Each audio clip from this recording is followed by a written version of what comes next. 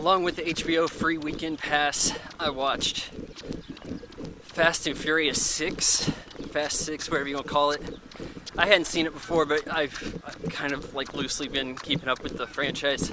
I thought that Fast 5 was the best of the installments, followed by Tokyo Drift, and this is kind of somewhere a little after Tokyo Drift.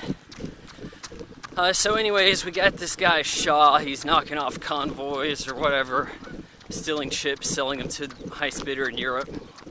Hobbs, that's The Rock's character.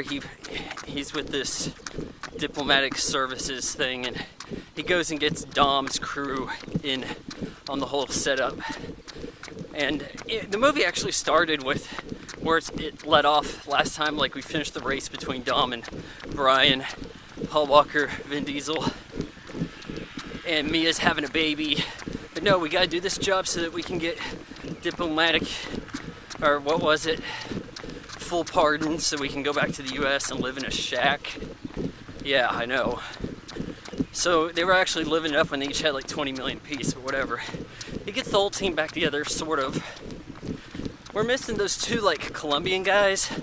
They were like R2-D2 and C-3PO. They were there for comedic fodder.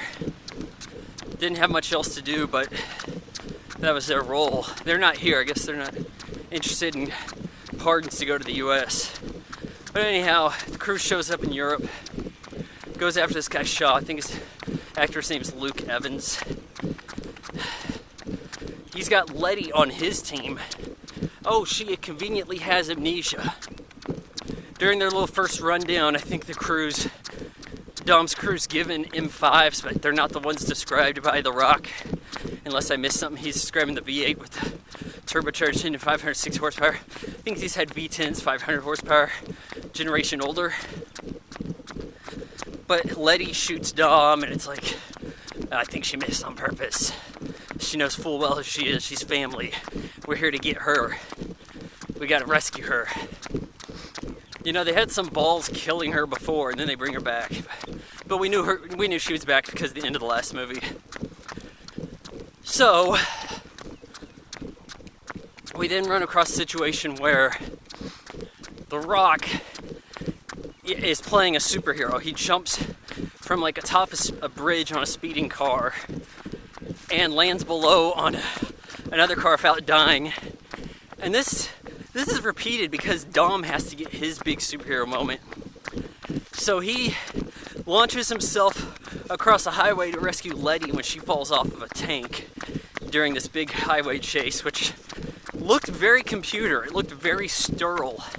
It looked very blue screen. Thought I saw the same cars getting wrecked numerous times. So that happened. But Dom broke his fall on a back.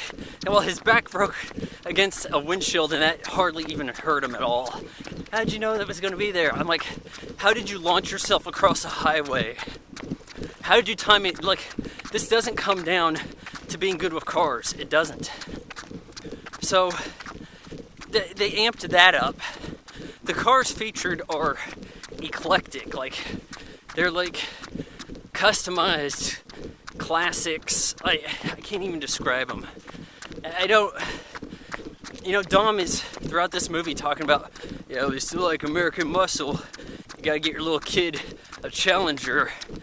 Things like this. Like, dude, you're driving an RX-7 in the first movie and a Supra. Okay, American muscle my ass. As the movie goes on, we find out that there was another setup. Gina Carano's character, she was helping the crew out. She was incredibly awful acting in this. Like, she was better in Haywire than she was in this movie. But she's fighting alongside like Giselle, who Gal Gadot, however you say her name. She's playing Wonder Woman in the next movie in which there will be a Wonder Woman, like Batman vs Superman. When it probably should have been Gina Carano. Even though Gal's a better actress, she is the skinniest chick in Hollywood. And Wonder Woman's supposed to have some muscle. So anyhow,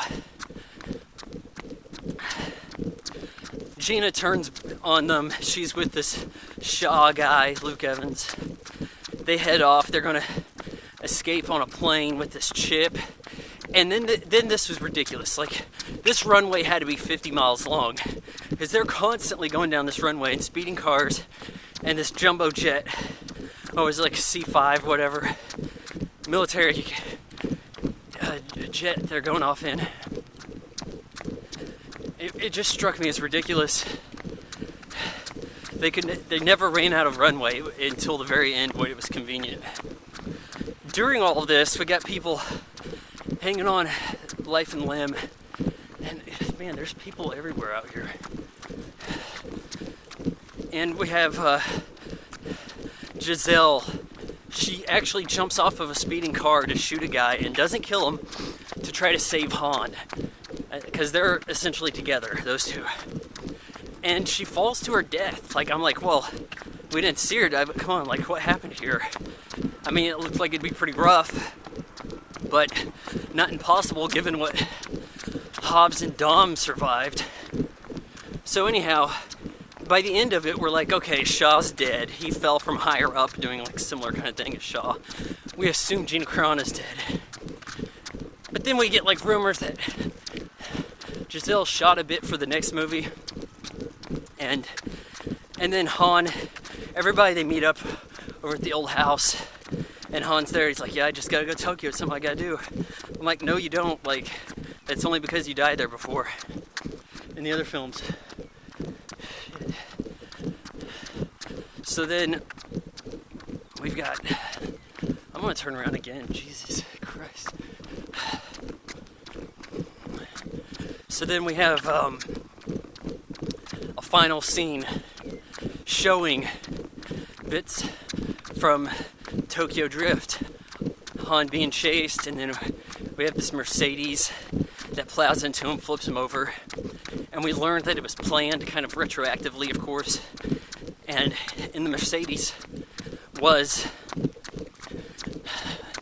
Jason Statham, and he had this cross that Letty gave back. It was given to her from Dom, and then given back to Shaw, and he had it, so I'm assuming he's like Shaw's brother, and he starts the fire, like, or leaves Han there to die, one or the other. But anyway, so Han dies, Giselle dies. Like, pretty close to each other right there, but I'm guessing he's his brother. He's the brother of the guy killed. He calls Dom, says, you don't know me, but you're about to. And then that kind of explains how Dom is in Tokyo getting revenge on the whole Han thing. But I think the kid, the DK, you know, from, well, the white one anyways, the new DK, I think he joins the crew in Tokyo Drift. So I'm thinking Dom's there to recruit him, and then they knock off this Shaw brother guy. But anyways, the movie had some outlandish stunts, particularly in the plane segment and the highway. Highway was looking very sterile, very green, blue screen composite stuff. Didn't much care for it. There's a lot of wrecks that are CGI. The story didn't make too much sense. I liked it before when they had a vault to knock off, like we understood there's some planning there. Now they're protecting something they don't know about. Not quite as exciting, didn't work quite as much. But you know what? I give the movie 2.5 out of 4 stars.